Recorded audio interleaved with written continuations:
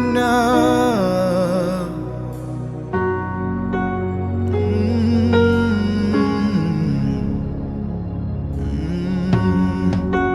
Mwari wangu, baba wangu, minoita minana. Ise wangu, mambo wangu, minoita minana. Ndimi mwari ve minana,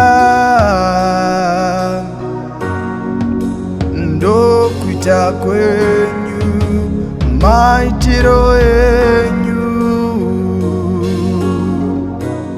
ingando unu wenyu. Muri mwari ve minana, mwari ve minana, ndimi mwari ve minana, mwari ve minana, muri mwari ve minana, mwari ve minana, ndimi mwari ve minana, mwari ve minana. Makafamba na Jakobo minana, makafamba na Mosisi minana, makafamba na Elisha minana. Muri mwari ve minana, mwari ve minana, ndimi mwari ve minana, mwari ve minana, maitiro enyu, ndimi mwari ve minana, ndimi mwari ve minana, mwari ve minana, muri mwari ve minana.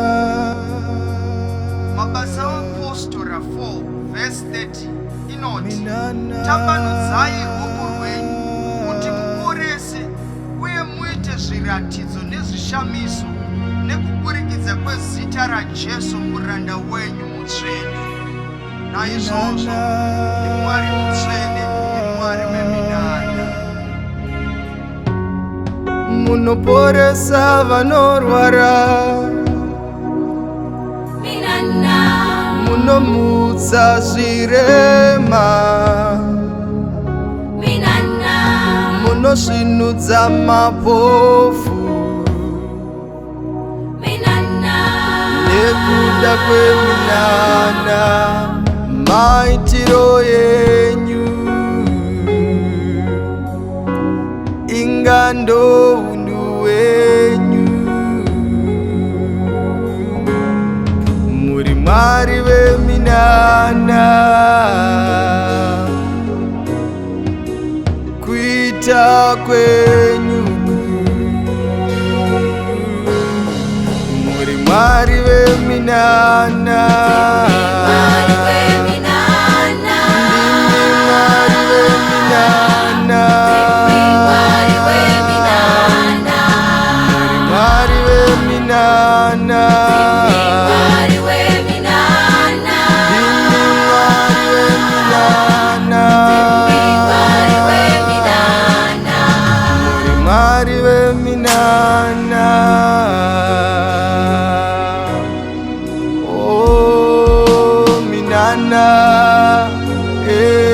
minana, maitiro enyu,